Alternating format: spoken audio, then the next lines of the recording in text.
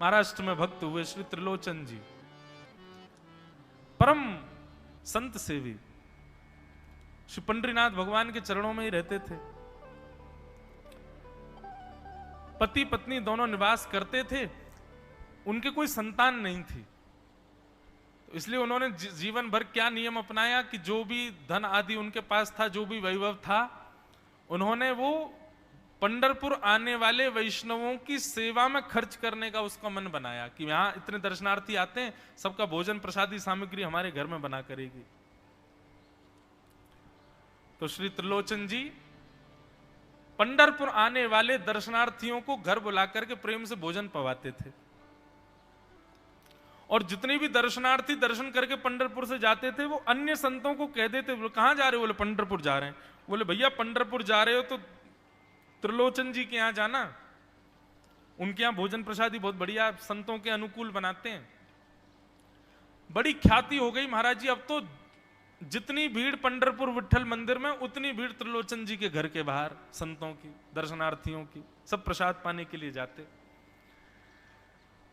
त्रिलोचन जी और उनकी पत्नी बड़े प्रसन्न कि इतने संतों की सेवा हम कर पा रहे हैं, ये हमारा सौभाग्य है।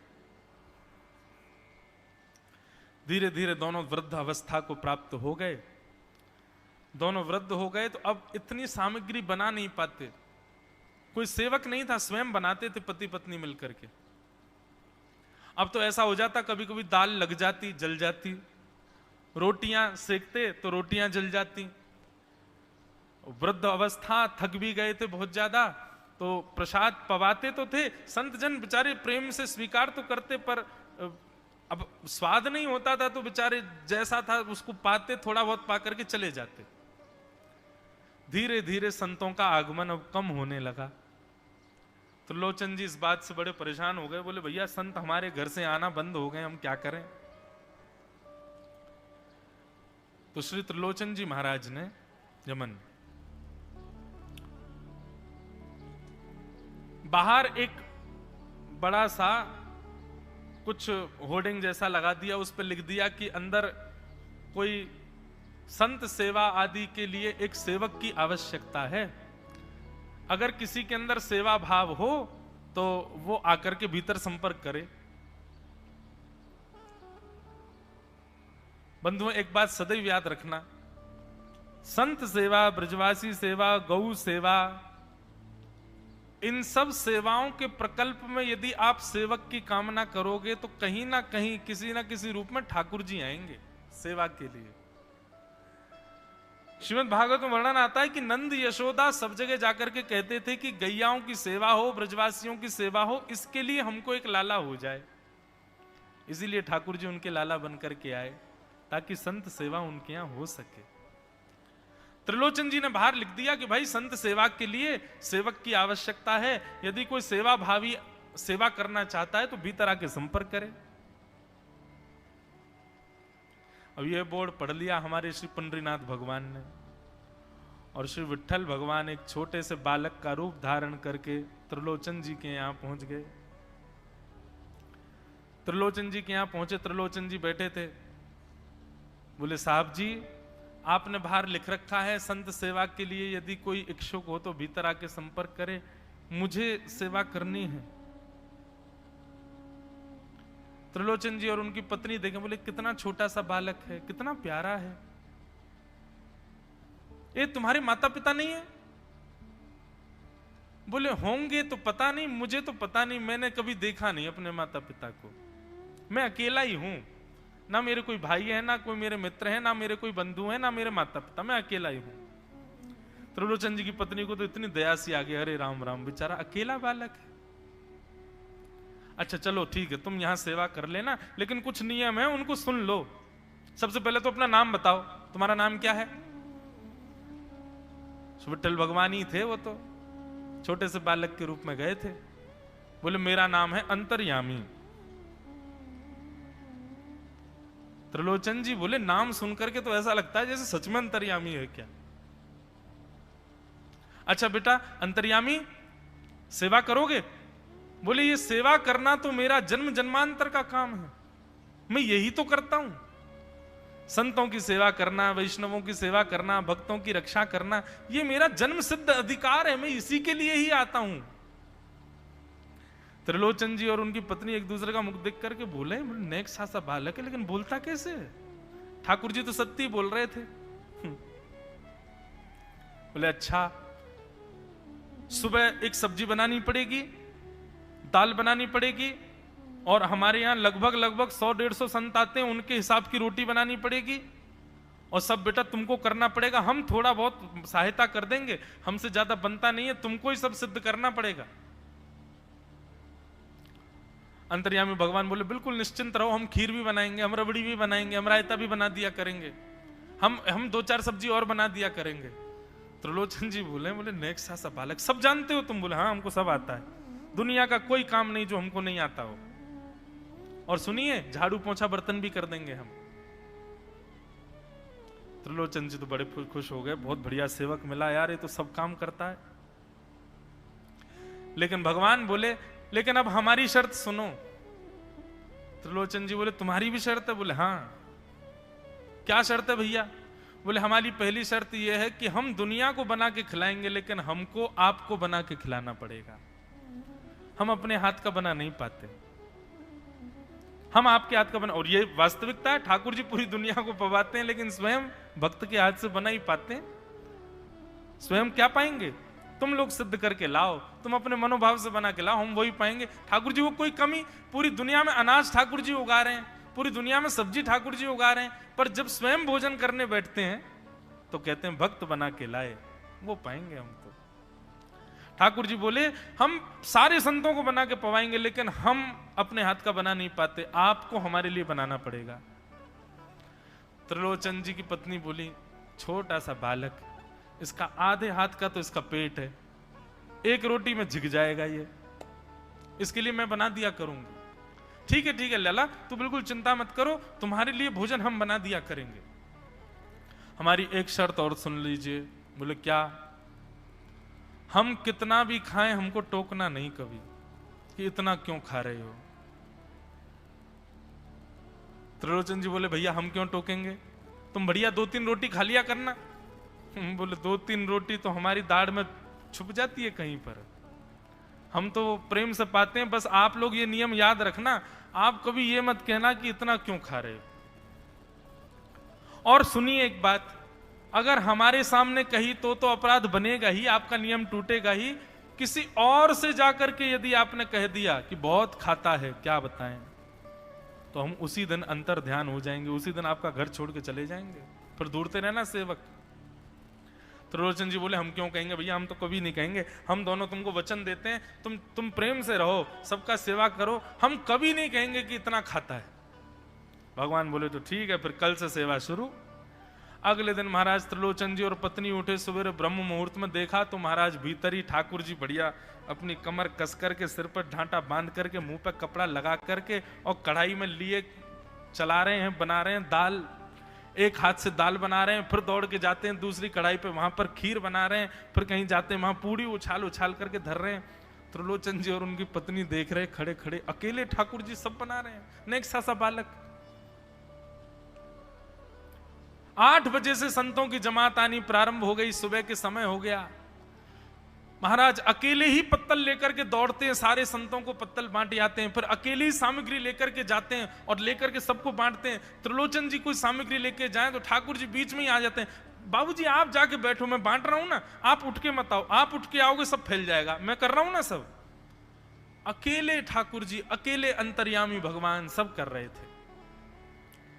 और त्रिलोचन जी और उनकी पत्नी बड़े प्रसन्न, जय हो विठोबा, तेने तो भैया ऐसा लगे साक्षात तुम ही आ गए हो, कितनी कृपा हो रही है, देखो कैसा सेवक मिला है हमें। भले ही संतान नहीं दी ठाकुर जी ने, लेकिन ऐसा सेवक दिया है जिससे परिपूर्ण आनंद हो गया है। संतों की भोजन प्रसादी हुई, महाराज खूब प्रेम से सब संतों को पवाया। संत भी सब वाहवाही करके गए, बोले वाह त्रिलोचन जी आपके यहां खूब बार पाया, लेकिन आज जैसा प्रसादी हमने कभी नहीं पाई। त्रिलोचन जी बड़े प्रसन्न। सब संत चले गए, भगवान तुरंत पोंछा लिया है, पूरे फर्श को मार्जन कर दिया, सब बिल्कुल सारी दरी वरी समेट करके रख दी, सब पत्तल आदि सबको व्यवस्थित कराए, सारे बर्तन मांज करके धर दिए, सब बिल्कुल व्यवस्थित करके, और आकर के ठाकुर जी सामने बैठ गए। मैया अब सेवा हमारी तो पूर्ण हो गई, अब हमारी पेट पूजा करो, अब आप लगो रसोई में, हमारे लिए बनाओ। वो तो इतने भाव में आ गए, अरे मेरे लाला मैं अभी बना के लाती हूं। सुंदर सुंदर सब्जी बनाई, सुंदर रोटी बनाई, सुंदर खीर बनाई, थोड़ी थोड़ी एक एक दोना, दो दोना मान लो सब्जी बनाई, दो दोना खीर बना दी, 10-5 पूड़ी बना दी, ठाकुर जी की बढ़िया थाली लगाई, थाली लगा करके सामने धर दी। अंतर्यामी भगवान बैठ गए, प्रेम से पाने लगे, पाते जाए महाराज, वो तो खाते जाए, खीर उठा करके पी जाए, सब्जी उठा के पी जाए, और लाओ मैया भूख लगी है, जल्दी लाओ। 10 की 10 पूड़ी एक बार में चट और लेकर के आई, बेचारी देती गई, 10 की पूड़ी और धरवा ली, फिर उनको भी पा गए। अब मैया ने इतनी सामग्री बनाई थी, बोले मैया भूख लगी है, जल्दी जाओ, आटा मारो, फिर से सेको, बढ़िया लेके आओ सामग्री, आपसे हमने कही थी कि आपको हमको पवाना पड़ेगा। नहीं नहीं नहीं बेटा, तू बिल्कुल बैठो रहे। अरे भैया मुझे तो लगी नेक्स्ट सो पेटया, कोई तो कुआ है पूरा, कितना डाल दो भरे कोई ना।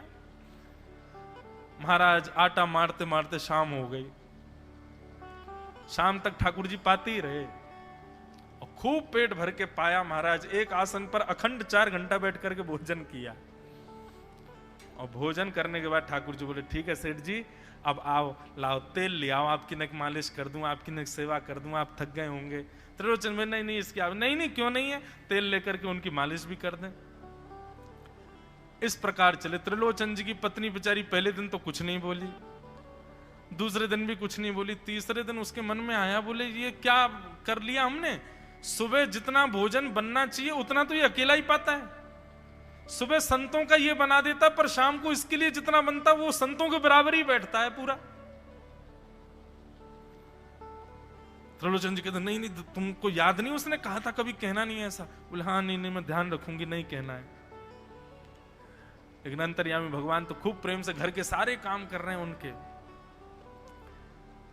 महीना 1.5 महीना बीत गया, खूब आनंद से सेवा चल रही थी।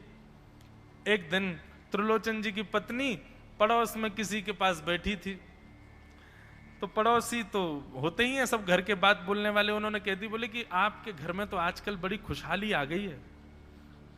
त्रिलोचन जी को देखा, चेहरे पे कैसा तेज आ गया, लाल लाल टमाटर जैसे गाल हो गए उनके। बोले अरे वो आया है ना अंतर्यामी सेवक हमारा, बहुत सेवा करता है, प्रसादी वगैरह सब वही बनाता है, फिर मालिश करता है उनकी, बढ़िया बढ़िया उनके लिए जूस निकालता है, बढ़िया उनको सब भोजन पानी पवाता है, इसलिए इस वजह से त्रिलोचन जी बढ़िया। वो त्रिलोचन जी तो बढ़िया हो गए, तुम सूख गई हो, तुम इतनी पतली दुबली क्यों हो गई, मेरा दुख कौन जाने। वो सबकी सेवा करता है पर अपनी सेवा मुझसे करवाता है। अरे छोटा सा तो है, ऐसे मटक मटक के जाता सब्जी लेने, हम तो उसको देखने के लिए खड़े रहते बाहर, कैसे बढ़िया लगता है। कई लोग तो देखने ही आते हैं उसको कि कैसे सब्जी परोस रहा है, कैसे पूड़ी परोस रहा है, कितना सुंदर लगता है। छोटा सा तो है, उसकी क्या सेवा करनी पड़ती है। अरे बहन तुम क्या जानो, 2, 4, 5, 10 किलो आटे की कब कब में रोटियां पूड़ियां खा जाता है चपेट करके, कोई पता नहीं चलती पेट है कुआ है समुद्र क्या है पता नहीं चलता है। इतना खाता है, इतना खाता है, इतना खाता है। 4 घंटे की समाधि पर बैठता है एक साथ, थाली नहीं थाल लगाना पड़ता है उसके लिए, इतना खाता है। जैसे ही कहा इतना खाता है, ठाकुर जी अंतर ध्यान हो गए। शाम का समय, त्रिलोचन जी रोज शाम होते ही बैठते थे, थोड़ी देर कुछ चर्चा आदि करते थे भक्तों की। त्रिलोचन जी ने बुलाया, अंतर्यामी, ओ बेटा अंतर्यामी कहां हो, जल्दी आओ, चलो शाम हो गई है, थोड़ी देर बैठे कुछ सत्संग करें, कीर्तन करें। अंतर्यामी नहीं आए, पूरे घर में खोज लिया, ठाकुर जी नहीं मिले। रसोई घर में खोज लिया, ठाकुर जी नहीं मिले। पड़ोसियों से पूछ लिया, नहीं मिले। सब्जी मंडी देख आए, ठाकुर जी नहीं मिले। पूरा पंढरपुर देख लिया, लेकिन ठाकुर जी नहीं मिले। सब जगह खोज लिया, ठाकुर जी नहीं मिले। त्रिलोचन जी बड़े उदास हो गए, पत्नी से कहने लगे, पता नहीं कहां चला गया। कहां गया होगा पता नहीं। देवी तुमने उससे ये तो नहीं कह दिया था कि इतना क्यों खाते? बोले नहीं नहीं, मैं तो कान पकड़ती हूं, मैं कभी नहीं कहती उससे। बोले किसी और से तो नहीं कहा था ना तुमने, क्योंकि उसने वचन दिया था ऐसा कहोगे तो मैं चला जाऊंगा। बोले हाँ, आज एक गलती हो गई, पड़ोसी के पास बैठी थी, उससे बात करते करते मेरे मुख से गलती से निकल गया कि अरे उसके लिए तो बहुत बनाना पड़ता है, 10 किलो आटा खा जाता है, इतना खाता है, तो निकल गया था। समझ गए? बोले ओहो, इसीलिए चला गया, उसको पता चल गया कि तुमने कह दिया है तभी चला गया है। त्रिलोचन जी और उनकी पत्नी दोनों श्री पंडरीनाथ भगवान मंदिर के देहली पर जाकर के बैठ गए। जाकर के ठाकुर जी के आगे हाथ फैला करके कहने लगे, बोले नाथ, हे पंडरीनाथ, आपने हमको संतान नहीं दी, पुत्र नहीं दिया, पुत्री नहीं दी जीवन में, हमने कभी उसकी अपेक्षा नहीं की, हमने कभी आपसे शिकायत नहीं की कि हमको संतान क्यों नहीं दी है। पर नाथ, एक सेवक हमारे जीवन में आया, और जब से वो सेवक आया हमारे यहाँ संतों की सेवा होने लगी, हमारे यहाँ कीर्तन होने लगा, हमारे यहाँ सत्संग होने लगा, हमारे यहाँ खूब आनंद की उमंग होने लगी। उस सेवक ने हमको आपसे और प्रेम करवा दिया। ठाकुर जी, हम आज आपसे दोनों भीख मांग रहे हैं, हमें कुछ मत दीजिए, आप भी मत मिलिए हमको इस जन्म में, लेकिन हमारे उस सेवक अंतर्यामी को हमको वापस कर दीजिए भगवान, वो जहां कहीं भी हो उसको वापस भेज दो हमारे पास। ऐसा कहकर के रुदन करने लगे, नेत्रों से आंसू गिरने लगे, चरणों में प्रणाम करके श्री पंडरीनाथ भगवान को रुदन करने लगे त्रिलोचन जी और उनकी पत्नी। इतने में ही स्वर सुनाई दिया, बाबूजी। अंतर्यामी का स्वर सुनते ही पीछे मुड़ करके देखा तो पीछे तो कोई दिखा नहीं। अरे इधर देखिए, पीछे कहां देख रहे हैं? वापस से पंडरीनाथ भगवान की ओर देखा तो श्री पंडरीनाथ भगवान की जगह ही अंतर्यामी बालक खड़ा हुआ है, सामने खड़े होकर के उनको आशीष दे रहा है। त्रिलोचन जी तो भाव विह्वल हो गए, बोले कैसी कृपा नाथ आपकी।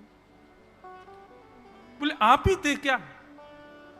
बोले तो इतनी अच्छी संत सेवा, इतनी अच्छी खीर, इतनी अच्छी पूड़ी, इतनी अच्छी सब्जी, और आपकी जो सेवा, और इतने अच्छे अच्छे सत्संग कीर्तन, ये मेरे अलावा कौन कर सकता है? संतों की सेवा तो मैं ही करता हूं ना। आपने संत सेवा के लिए सेवक मांगा था, इसलिए मैं ही आपके यहां चल करके आ गया। और श्री त्रिलोचन जी पर अद्भुत कृपा करके भगवान ने उनको कृतार्थ किया। बोलो भक्त वत्सल भगवान की जय। अब ऐसी प्रीति ठाकुर जी जब निभा रहे हों तो फिर मुक्ति की कामना कौन करता है? हमें वैकुंठ में जाके ठाकुर जी को नहीं देखना है बंधुओं। हमारा उद्देश्य ये नहीं है कि हम वैकुंठ में ठाकुर जी का दर्शन करें। हम जहां हैं, जिस स्थिति में हैं, जिस अवस्था में हैं, हम ठाकुर जी को वहीं देखना चाहते हैं। हम इसी के लिए भजन कर रहे हैं, इसी के लिए भक्ति कर रहे हैं, इसी के लिए कथा कर रहे हैं कि ठाकुर जी यहीं आओ और यहीं कृपा करके हमको दर्शन प्रदान करो। बोलो भक्त वत्सल भगवान की। श्री सुखदेव जी महाराज कहते हैं, परीक्षित, तुम मुक्ति की कामना मत करो, तुम भक्ति की कामना करो। भक्ति की कामना से यदि जिज्ञासा रत होगे तो इन 7